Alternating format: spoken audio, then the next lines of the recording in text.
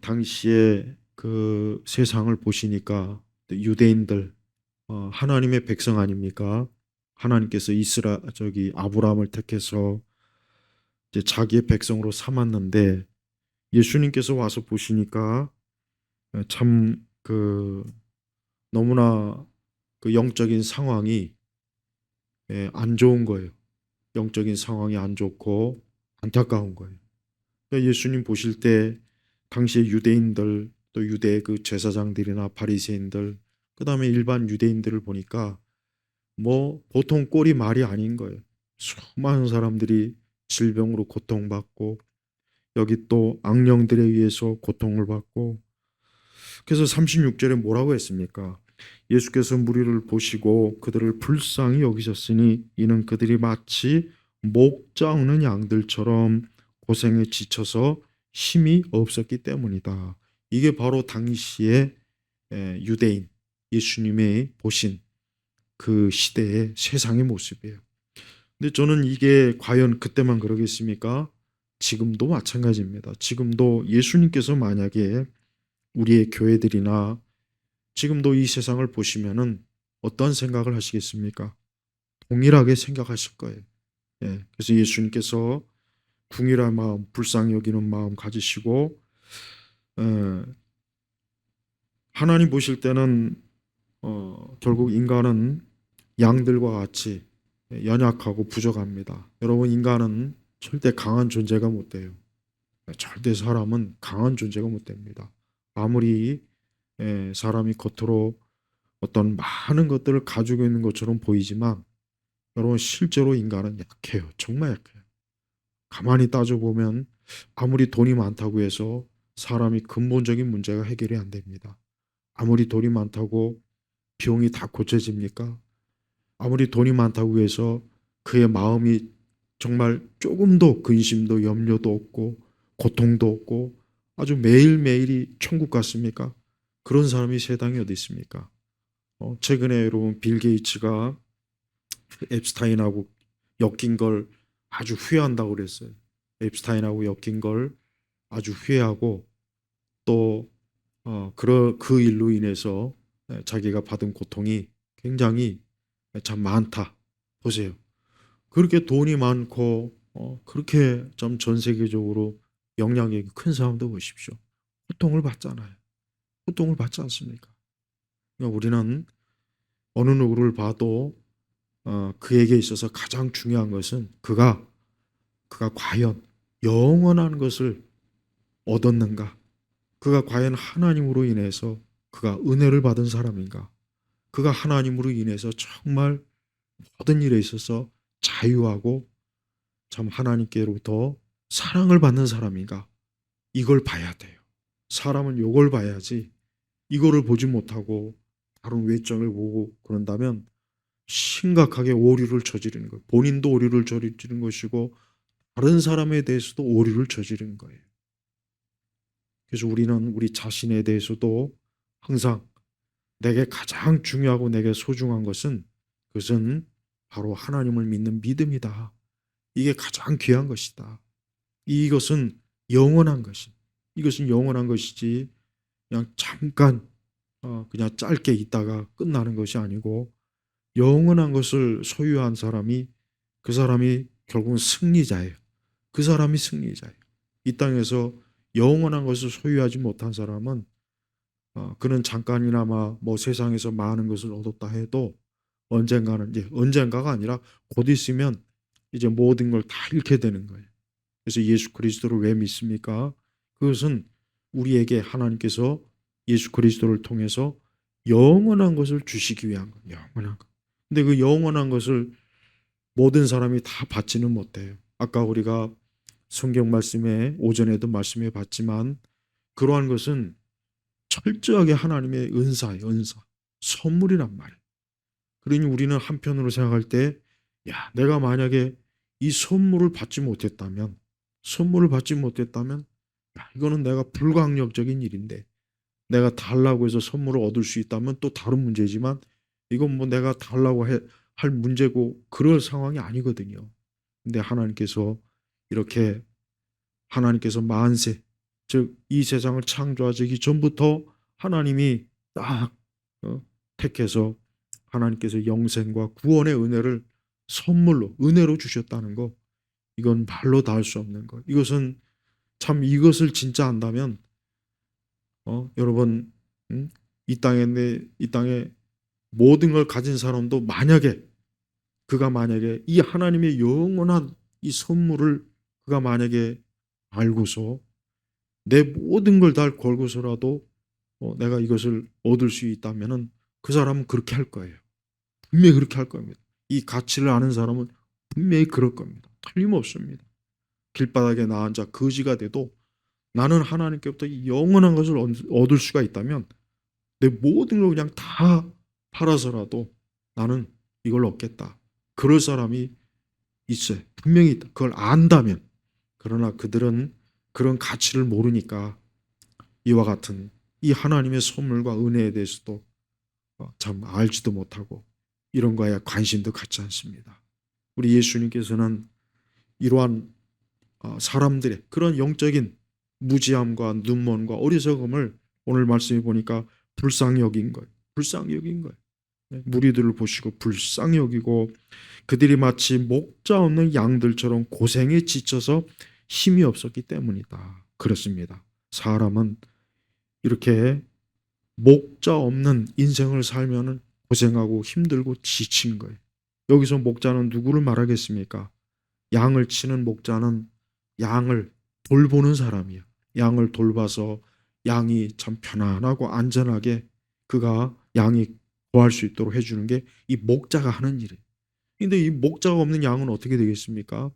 언젠가 한번 어떤 유튜브에 보니까 어떤 양이 이게 이제 어떻게 하다가 길을 잃은 거예요. 길을 잃었는데 이 양이 이제 어떻게 나중에 사람한테 발견이 됐는데 양이 이게 털을 깎지 않아 가지고 너무나 털이 막 뭐 온몸에 그냥 그 양털이 막 지저분하고 더럽고 그걸 깎아주지 않으면 그 양은 살 수가 없거든요. 힘든단 말이에요. 그러니까 이 목자가 없으니까 양이 그냥 야생에서 막 지 혼자 살다 보니까 그 털이 그냥 완전히 사람이 머리를 안 감으면 머리가 떡이 되잖아요. 양도 똑같아요. 그 양털이 막 그냥 서로 엉기고 막 짓이기고 더러운 거 묻고 양 꼴이 보니까 이게 말이 아니에요.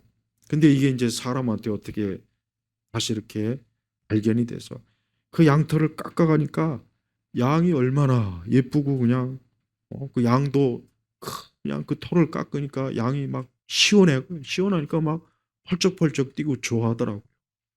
같아요. 사람도요. 예수님 안 믿고 살면은 그 사람이 돈도 많이 벌고 뭐 좋은 집에서 살고 뭐 자기가 마음껏 인생을 즐겨도 사실은 뭐냐? 고생하고 지치는 겁니다. 그 자신이 알고 있어요. 그래서 절대 예수 믿는 사람은 내게 있어서 가장 중요한 것은 나를 내 삶, 나를 주관해 주시는 목자가 있다. 그분이 누굽니까? 예수님이에요. 그래서 사람은 예수님이 목자가 되는 사람이 있고 목자가 없이 그냥 이 세상을 떠도는 거예요. 그냥 떠도는 거예요. 그냥 자기 인생을 사는 거예요. 그냥 방치된 거예요. 방치된 거. 그러다 끝나는 인생이 있어요. 우리 예수님의 눈으로 볼 때는 모든 사람은 다 이렇게 목자 대신 예수님의 돌봄을 받고 사는 사람이 있고 아예 그냥 목자가 없이 그냥 인생을 떠도는 거예요. 떠도. 그래서 그저 이 세상 것만 알고 살지 영원한 걸 알지 못하면서 인생을 보내는 그런 불쌍한 사람들이 있다는 게 우리가 꼭 알아야 돼요. 자, 마태복음 10장에 우리가 들어서면 여러분도 계속 이제 말씀을 들으셨겠지만 봐요. 예수님은 그냥 여러 마태복음 9장이요. 9장. 여러 가시는 곳마다 예수님께서 질병을 고치고 또 사람이 감당할 수 없는 그 많은 것들을 예수님이 감당해 주셔 갖고 그 사람을 자유롭게 그 사람을 새롭게 온전하게 하시는 그런 일들을 계속해서 그런 역사하심을 지금 보여주고 있습니다.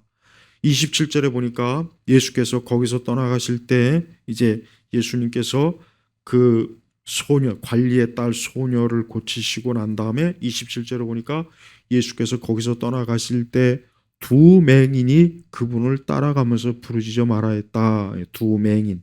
그러니까 이 두 맹인은 말 그대로 앞을 보지 못하는 사람들. 앞을 보지 못하는 사람이에요. 그러니까 앞을 보지 못하니까 얼마나 참 고통을 받고 살기가 힘들고 어려웠겠습니까? 근데 이 사람들이 뭐라고 하냐? 그분을 따라가면서 부르짖어 말하였다. 다윗의 자손이시여 우리를 불쌍히 여기소서. 다윗의 자손이여 우리를 불쌍히 여기소서. 이 다윗의 자손이라는 게 뭘 얘기하겠습니까? 그냥 다윗의 묵장부 아들을 얘기하는 그게 아니라 메시아의 메시아라는 거예요. 유대인들은 메시아가 다윗의 후손이라는 것은 상식적으로 다 알고 있어요. 그러니까 이 두 맹인이 예수님을 그냥 랍비여 이렇게 부른 것도 아니고 그냥 뭐 선생님이여 이렇게 부른 것도 아니고 아주 귀중한 다윗의 자손이니요. 그러니까 뭐냐? 하나님께서 보내신 메시아여 이 뜻이에요. 하나님께서 보내신 메시아요. 이건 신앙 고백이에요.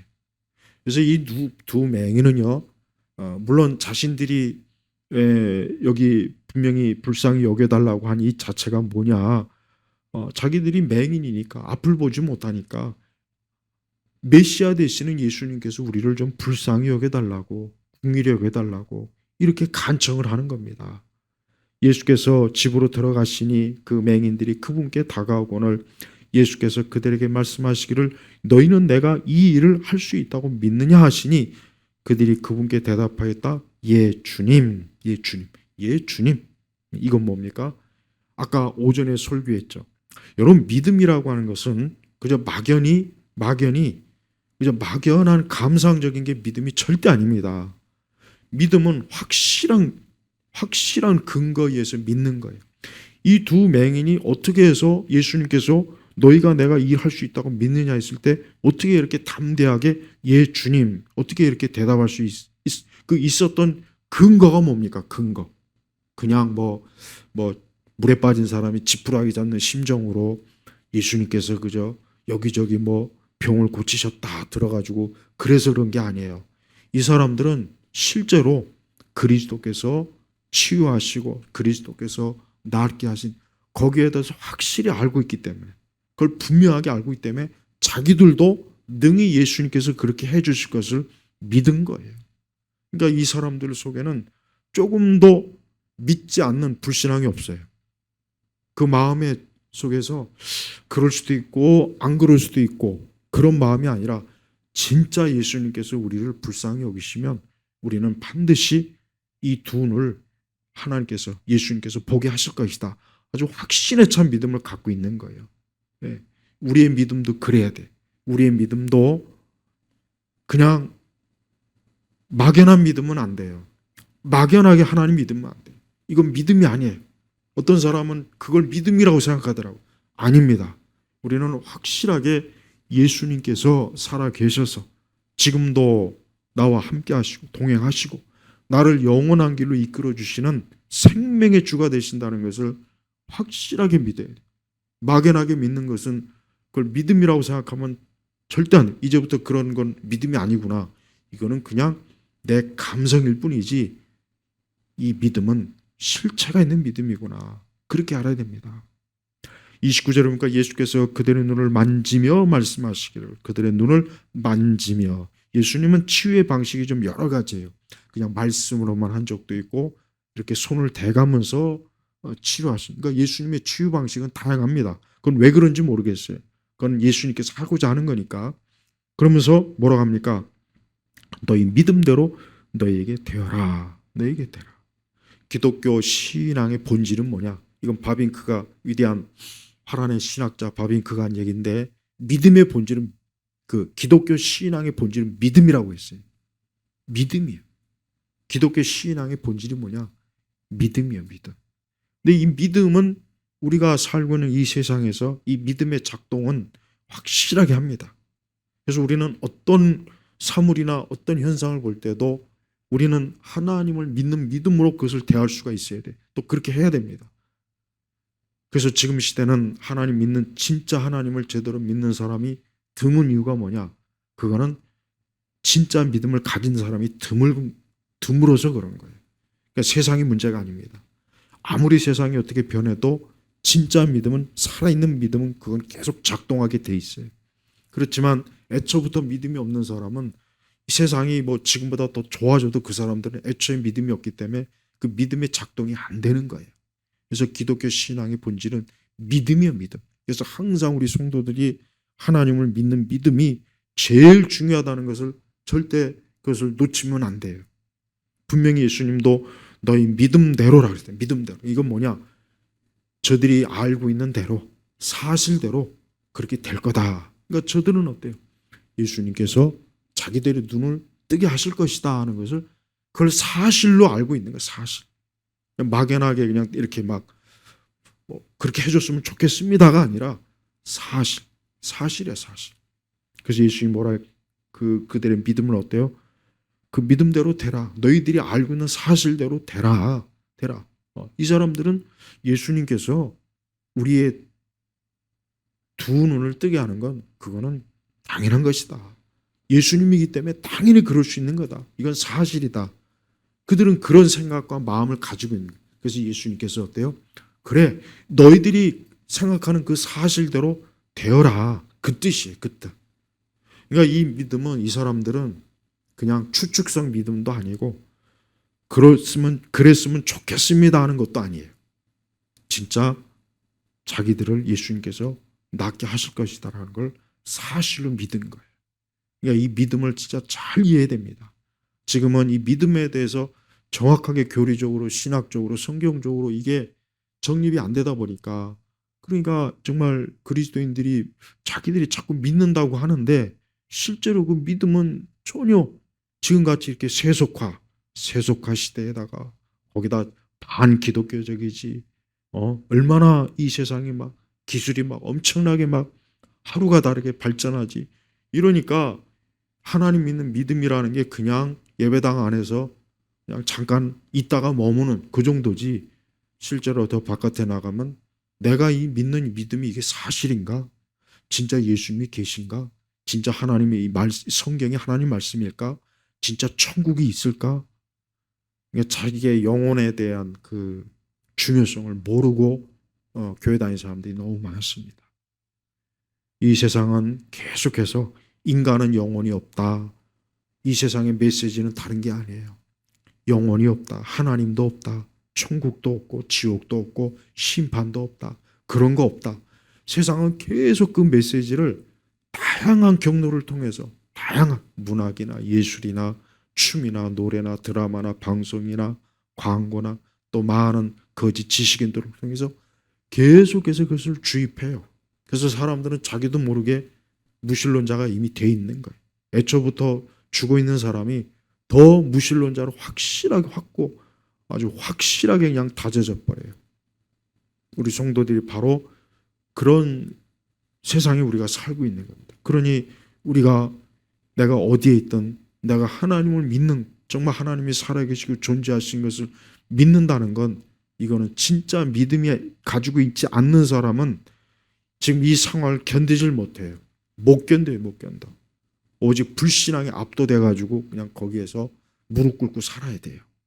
하지만 진짜 믿음을 가진 사람은 절대 그렇지 않습니다. 왜? 그 사람은 살아있는 믿음을 가지고 있기 때문에 이 세상에 굴복하지 않습니다. 굴복 절대 안 해요. 죽어도 안 합니다. 죽어도. 그래서 히브리서 11장에는 그런 사람을 뭐라 그랬어요? 이 세상에 감당할 수 없는 사람이라고 그랬단 말이에요.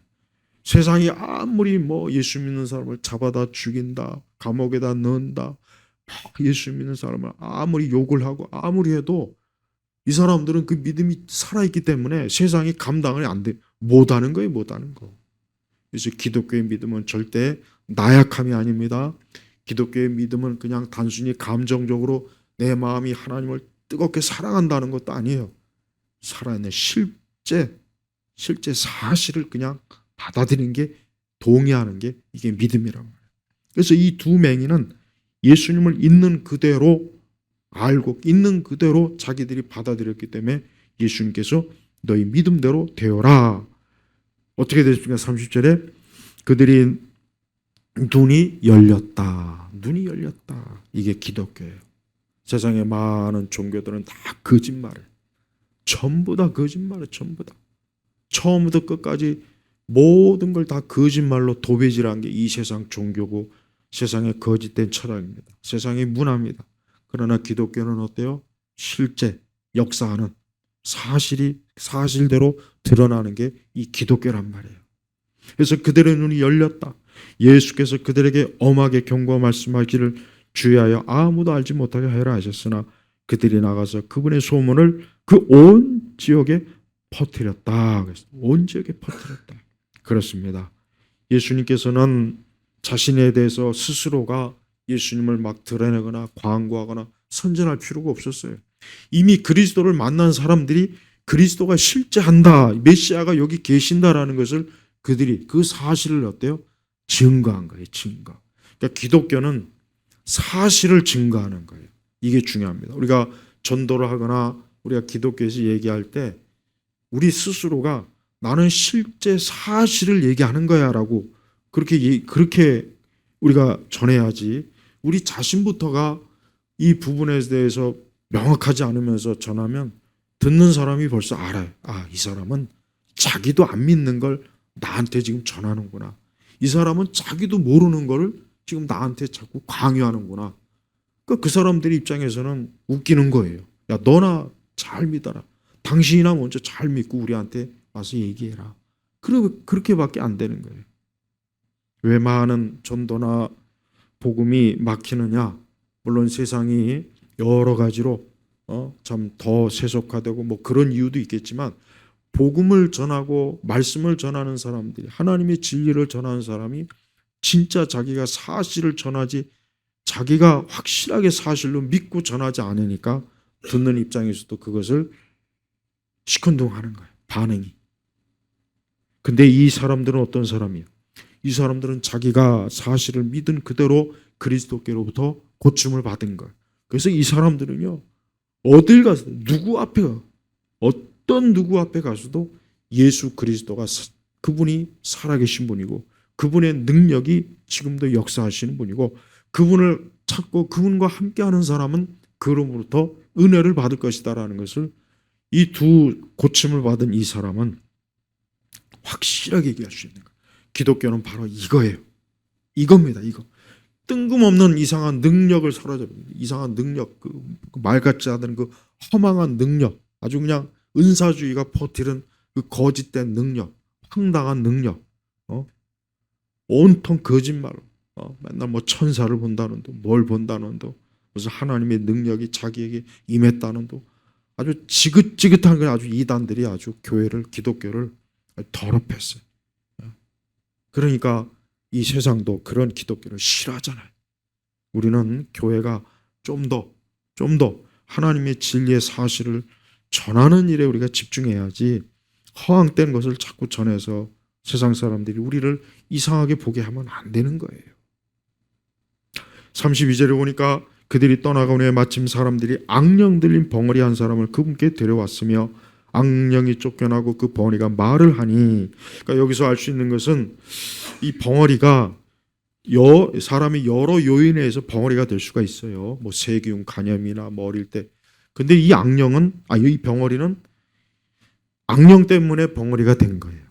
악령 때문에 벙어리가. 그러니까 악령이 쫓겨나니까 어때요? 그 벙어리가 말을 하니, 그랬다. 말을 하니.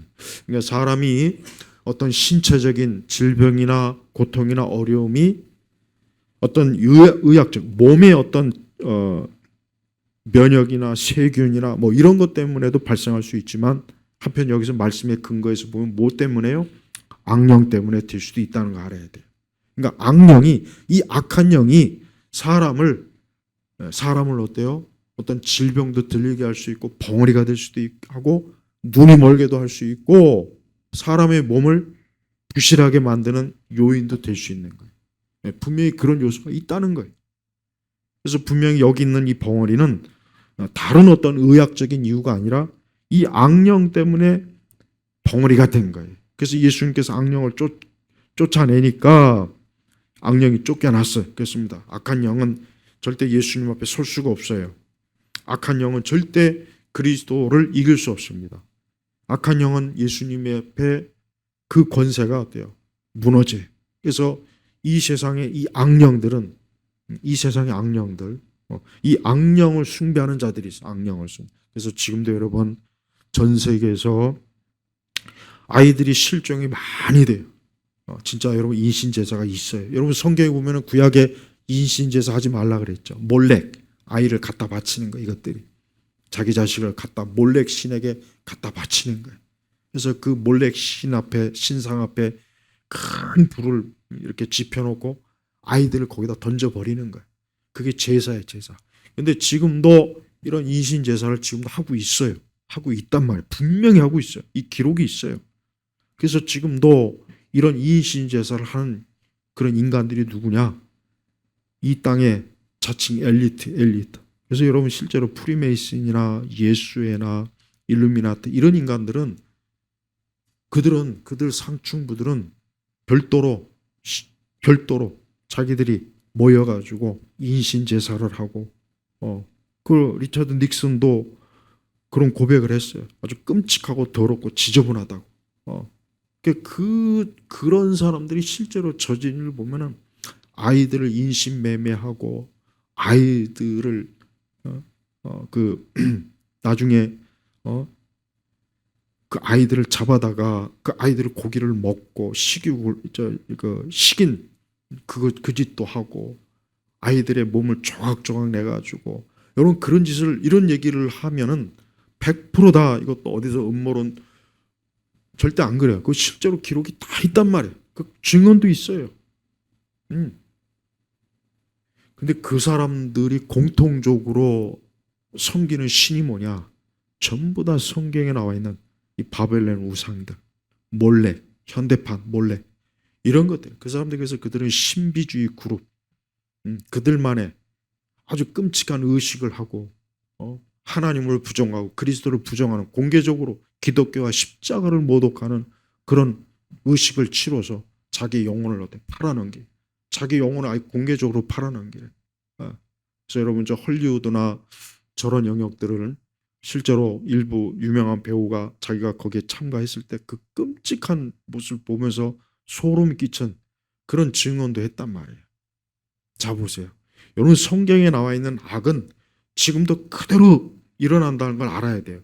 야 이게 뭐 성경 옛날이나 그렇게 지금같이 이렇게 문명이 발달하고 기술이 발달하고 AI가 이렇게 요즘 같은 세상에 무슨 피를 마시고 식욕을 하고 어린아이들을 인신매매하고 야 그런 게 어딨냐. 그게 속은 거예요. 그러니까 그게 자기가 속는 거란 말이에요. 그게 속은 거란 말이에요. 그래서 여러분 악령은 있어요. 그리고 이 악령은 진짜 마지막 때 돼서 세상을 자기들이 지배하고 세상을 자기들이 통치하고 예수 그리스도를 대적하고 예수 그리스도를 믿는 교회를 아주 완전히 뿌리 뽑고 박멸을 시키려고 지금도 계속 그 과정을 준비하고 있고 앞으로 그렇게 될 거예요. 계시록 얘기가 바로 그 얘기란 말이에요. 그 얘기란 말이에요. 계시록 얘기조차도 계시록 말씀조차도 음모론으로 얘기하겠어요.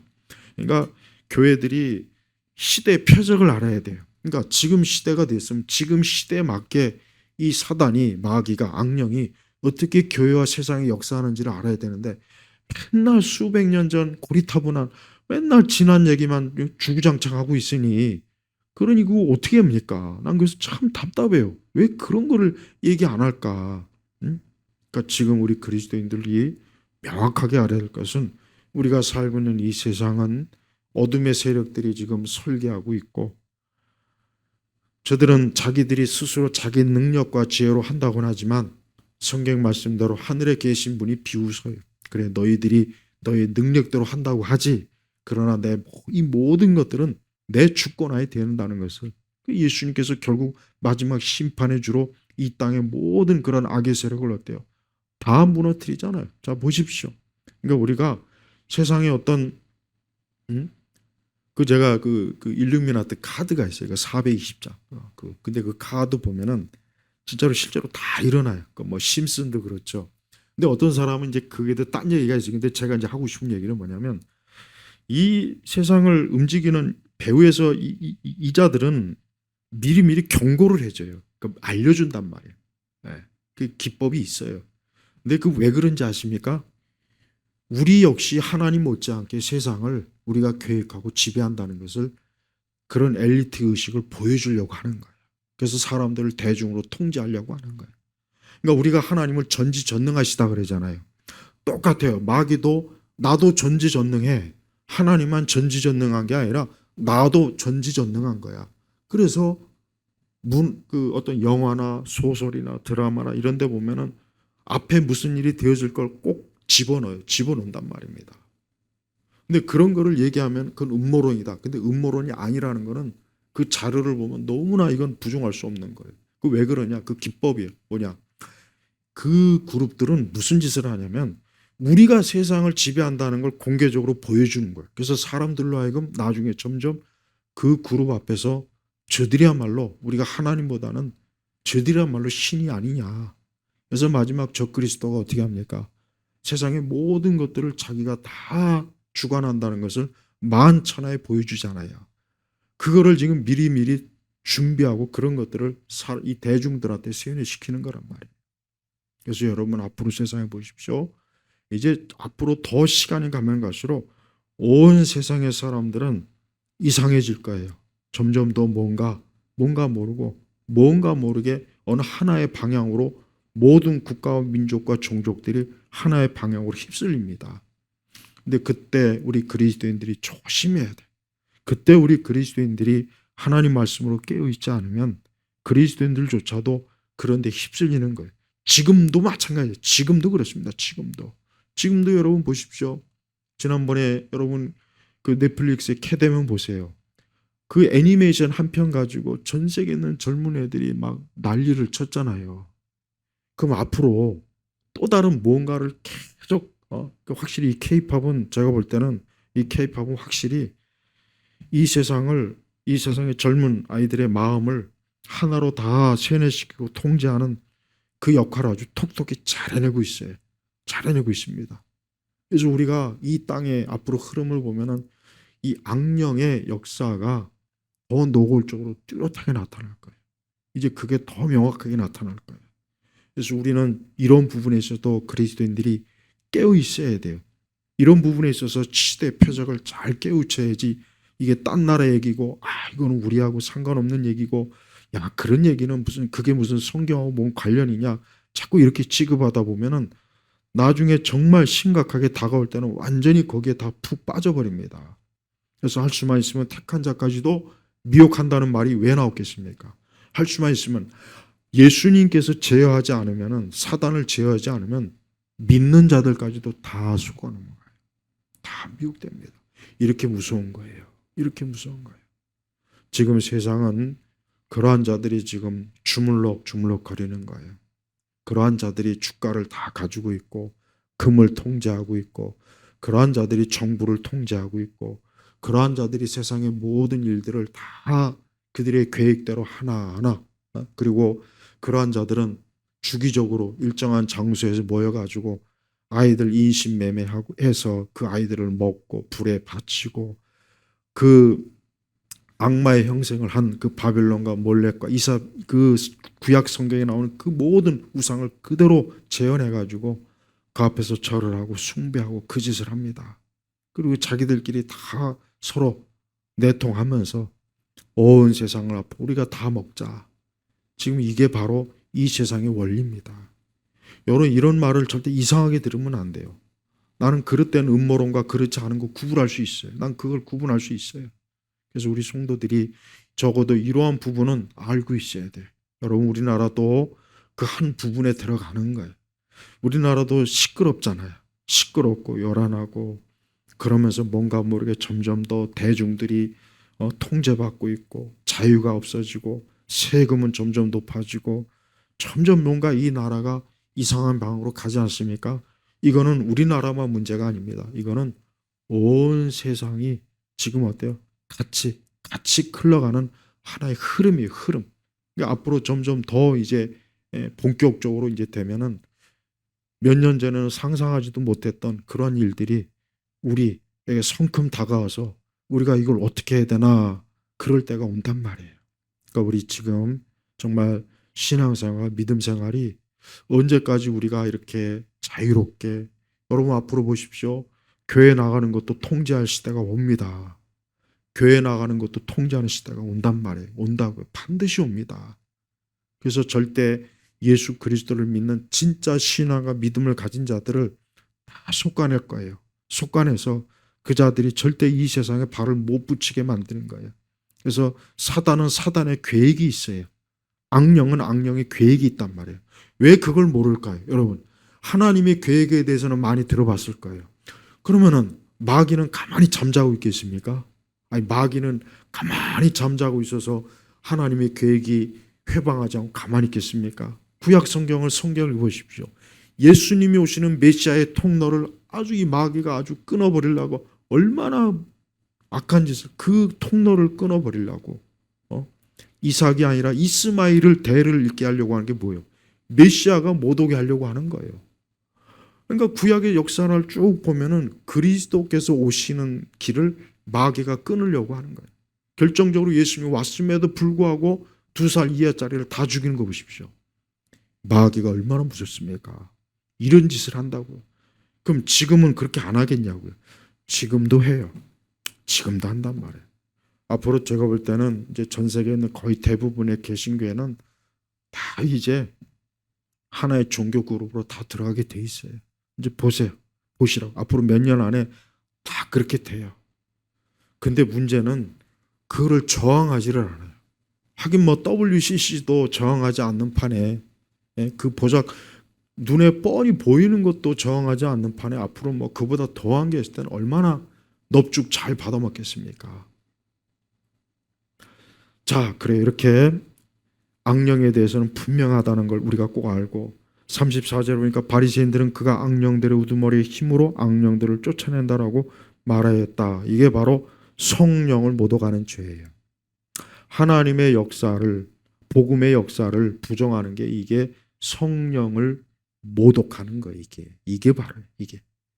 예수님께서 지금 복음의 일을 하는 것이지 예수님께서 지금 복음의 일인 다른 일을 하는 게 아니지 않습니까? 근데 이 자들이 뭐라 했습니까?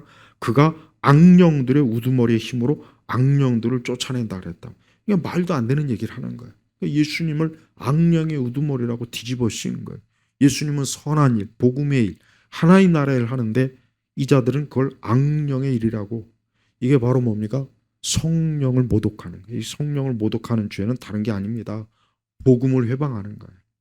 고의적으로 회방하는, 알면서도 계속 고의적으로 회방하는 게 성령을 모독하는 거라고요.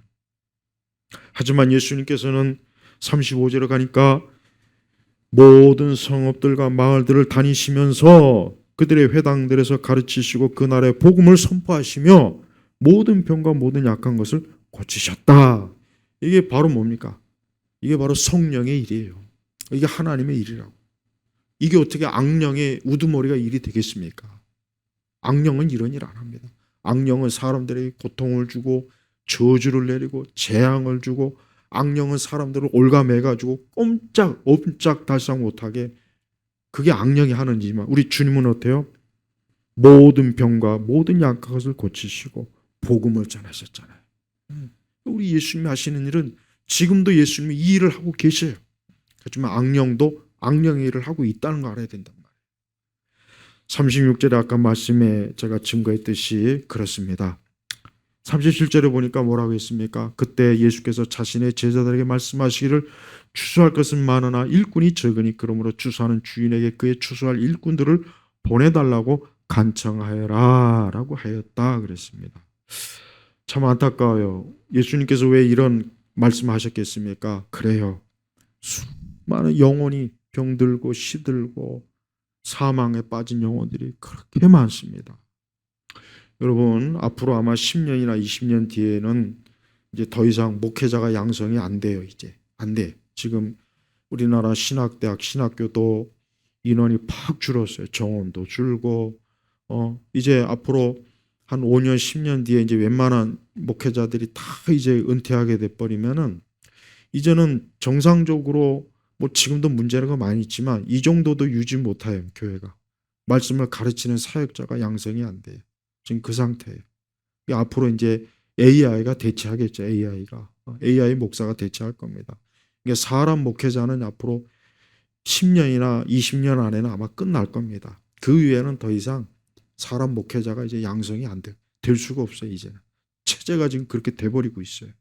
그래서 많은 신학대학들이 지금 점점 축소되고 있습니다. 지원자도 없고. 그러니까 예수님께서 하신 이 말씀은 분명히 추수할 것이 많은데 이 추수할 일꾼은 보내달라고 했대. 간청하여라 그랬잖아요. 근데 지금은 현상이 어떻습니까? 일꾼이 없어요. 일꾼이 점점 줄어들어요. 그래서 지금 많은 교회들이 이제 점점 사역자들도 없어지고 점점 사역자들이 부족해지고 앞으로 점점 이제 이 자리가 텅 비면 어쩔 수 없어요. AI가 대체할 겁니다. 다 대체하니까. 근데 그게 과연 진정한 영적인 역사가 있는 그런 역사이겠습니까? 그렇지 않아요. 그렇지 않죠. 하나님은 살아있는 사람에게 복음을 전하게 하십니다.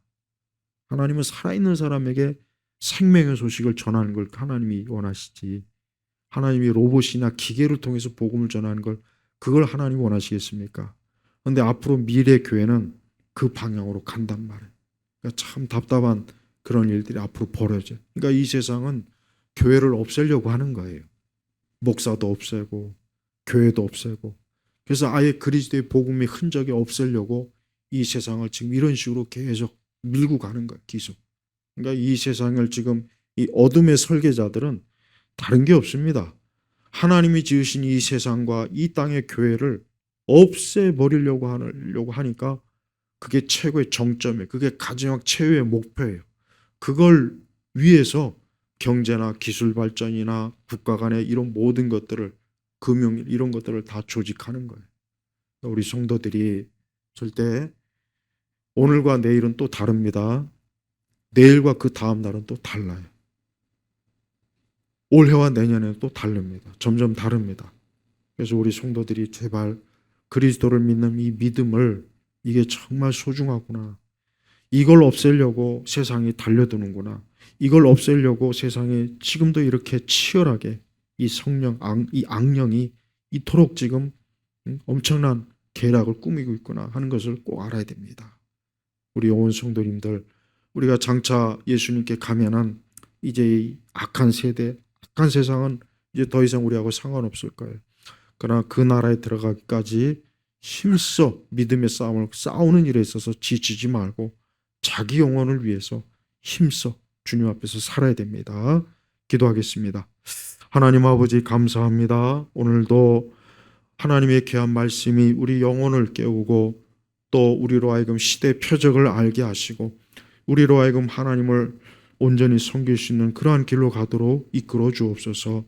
주여, 이 세상 모든 일들은 하나님의 주권하에 있습니다. 특별히 믿는 우리 교회와 성도들이 이 어려운 때를 잘 이겨낼 수 있도록 지켜주시고 돌봐 주옵소서. 예수 그리스도의 이름으로 기도 올렸습니다. 아멘.